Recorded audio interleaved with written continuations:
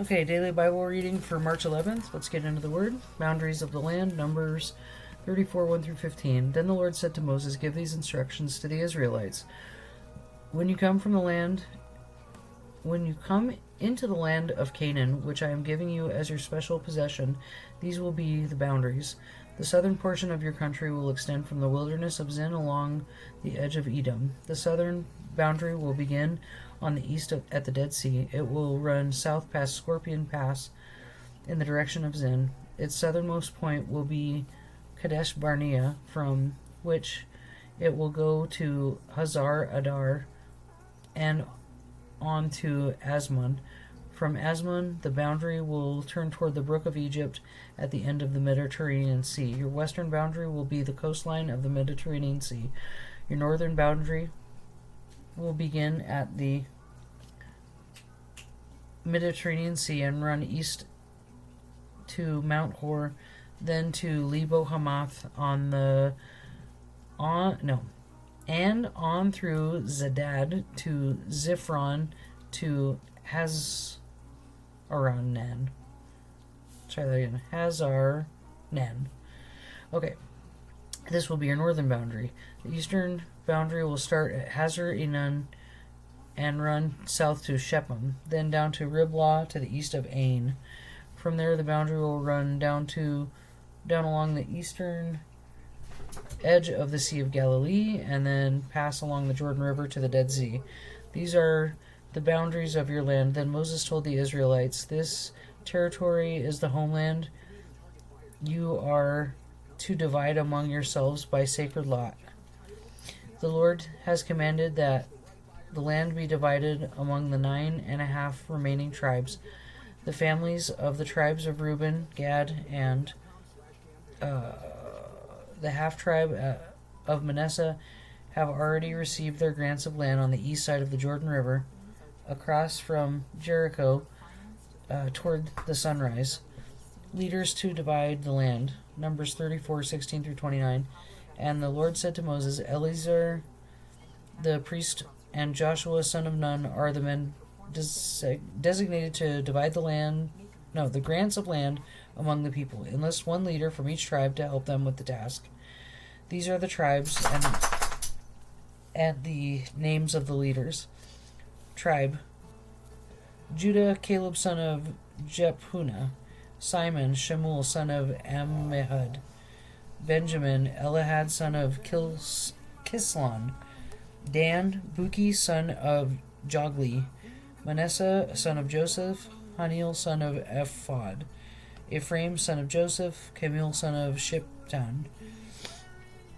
Zebulun, Elizaphan son of Parnak. Issachar, Paltiel son of Azan. Asher, Ahihud son of Shalomi. Naphtali, Pedahel son of Ammihud. These are the men the Lord has appointed to divide the grants of land in Canaan among the Israelites. Towns for the Levites. Numbers 35, 1 through 8. While Israel was camped beside the Jordan on the plains of Moab across from Jericho, the Lord said to Moses, "Command the people of Israel to give the Levites from their property certain towns to live in, along with their surrounding pasture lands. These towns will be for the Levites to live in, and the surrounding lands will provide for their cattle, flocks, and other livestock. The pasture land assigned to the Levites around these towns will extend to 1,500 feet from the town walls in every direction. Measure off 3,000 feet outside the town walls in every direction, east, south, west, north, with the town at the center.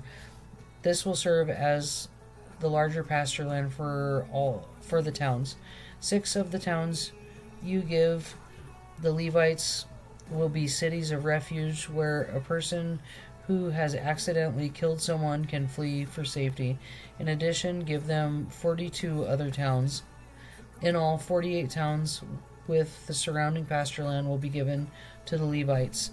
These towns will come from the property of the people of Israel."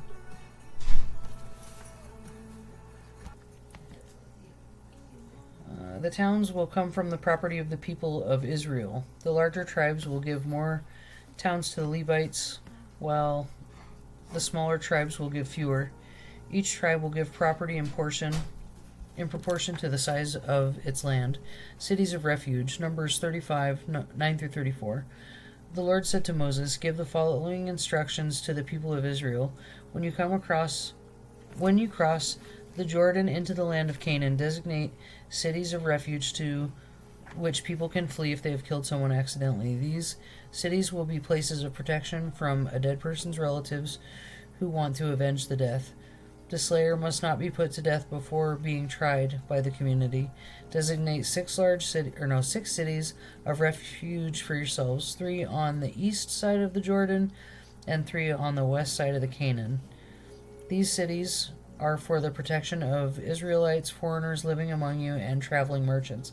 Anyone who accidentally kills someone may flee there for safety, but if someone strikes and kills another person with a piece of iron, he is a murderer, and a murderer must be executed. Or if someone with a stone in his hand strikes and kills another person, it is murder, and the murderer must be put to death.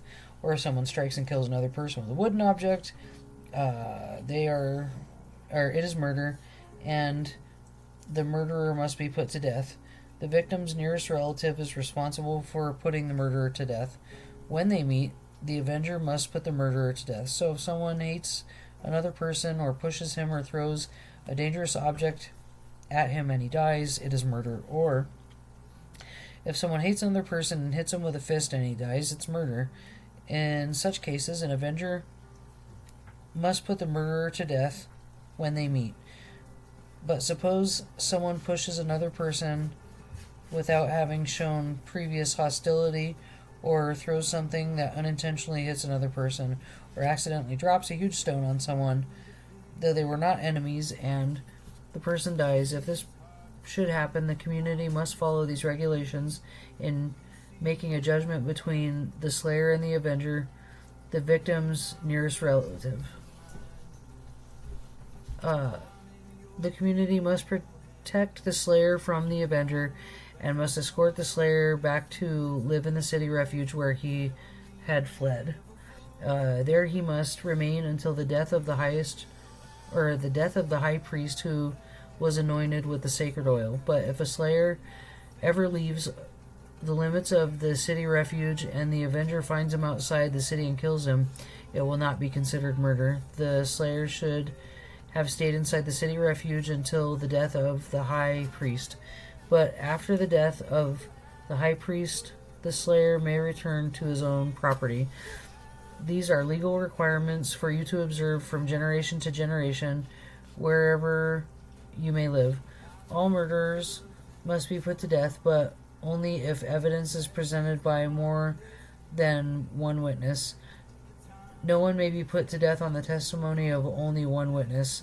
Also, you must never accept a ransom payment for the life of someone judged guilty of murder and subject to execution. Murderers must always be put to death, and never accept a ransom payment from someone who has fled to a city refuge, allowing a slayer to return to his property before the death of the high priest. This will ensure that the land where you live will not be polluted, for murder pollutes the land, and no sacrifice except the execution of the murderer can purify the land from the murder. You must not defile the land where you live, for I live there myself. I am the Lord who lives among the people of Israel. Women who inherit property. Numbers 36, 1 through 13. Then the heads of the clans of Gilead, descendants of Machir, son of Manasseh, son of Joseph, came to Moses and the family leaders of Israel with a petition. They said, "Sir, if the Lord instructed you to divide the land by sacred lot among the people of Israel, you were told by the Lord to give the grant of land owned by our brother Zelophehad to his daughters. But if they marry men from another tribe, their grants of land go with them to the tribe into which they marry. In this way, the total area of our tribe will be reduced. Then the year of Jubilee comes, their portion of land will be added to that of the new tribe, causing it to be lost forever to our ancestral tribe. So Moses gave the Israelites this command from the Lord. The claim of the men of the tribe of Joseph is legitimate. This is what the Lord commands. Mrs. Hey! I'm reading, bro. This is what the Lord commands concerning the daughters of Zelophehad. Let them marry anyone they like as long as it is within their own ancestral tribe. None of the territorial land may pass from tribe to tribe, for all the land given to each tribe must remain within the tribe to which it was first allotted. The daughters throughout the tribes of Israel who are in line to inherit property must marry within their tribe so that all the Israelites will keep their ancestral property. No grant of land may pass from one tribe to another. Each tribe of Israel must keep its allotted portion of land. The daughters of Zelophehad did as the Lord commanded Moses. Mahlah, Tisra, Haglah, Milcah, and Noah all married cousins on their father's side. They married into the clans of Manasseh, son of Joseph. Thus, their inheritance of land remained within their ancestral tribe. These are the commands and regulations that the Lord gave to the people of Israel through Moses while they were camped on the plains of Moab beside the Jordan River across from Jericho.